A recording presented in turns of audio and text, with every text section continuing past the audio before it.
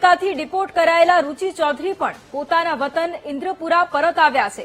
રુચિ ચૌધરી સવારે પોતાના વતન પહોંચ્યા હોવાનું પરિવારે કબૂલ્યું છે। પોલીસ રુચિને ઘરે લઈ ગયા પછી અમદાવાદ લઈ ગયા હોવાની માહિતી પણ પરિવારે આપી।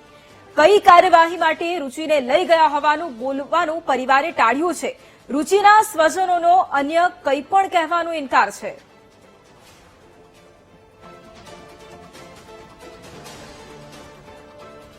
ગાંધીનગરના માણસાના ઇન્દ્રપુરા ગામે હું પહોંચ્યો છું। આ ગામમાં રુચિ ભરત ચૌધરી જેઓ રહે છે, જેઓને અમેરિકાથી ડિપોર્ટ કરવામાં આવ્યા છે।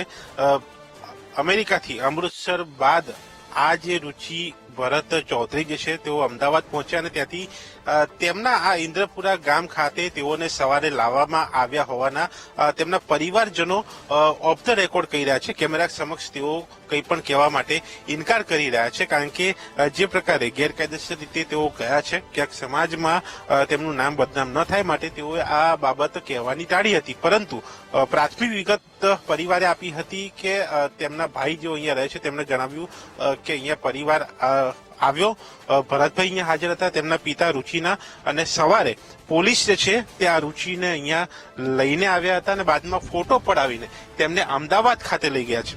ક્યાં લઈ ગયા છે, કઈ જગ્યાએ તેઓ રહે છે તે બાબતે પણ પરિવારજનો કહેવા માટે ઇનકાર કરી રહ્યા છે, જે ક્યાંક શંકા પણ ઉપજાવે છે। અને સાથે જ જે પ્રકારની પોલીસની કાર્યવાહી અહીંયા રહી છે કે તેમના ઘરે વતન છોડવાની તે પ્રક્રિયા તો કરવામાં આવી છે, પરંતુ તે બાદ કેટલાક સ્થળે કેટલાક ગામોમાં આ પરત ફરનારા લોકો પહોંચ્યા નથી અથવા જ્યાં પહોંચ્યા છે તેઓ હાજર નથી। તે પણ ક્યાંક શંકા ઉપજાવે છે કે આખરે આ કામગીરી કયા પ્રકારની, આ પ્રક્રિયા, આ કાર્યવાહી કયા પ્રકારની, કારણ કે એરપોર્ટ ઉપર પરત આવેલા લોકોને પણ મીડિયા સમક્ષ બોલે નહીં તે પ્રકારની પ્રક્રિયા, અને બાદમાં પરિવારજનો નથી મળતા તે પણ એક બાબત સામે આવી છે। પરંતુ 33 ગુજરાતીઓ પરત ફર્યા છે ને તમામને પોલીસ બંદોબસ્ત સાથે પોતાના વતન, પોતાના ઘરે પહોંચાડી દેવાયા હોવાની માહિતી મળી રહી છે। કેમેરામેન પ્રવીણ વાઘેલા સાથે દર્શક રાવલ, વીટીવી ન્યૂઝ, ઇન્દ્રપુરા, માણસા।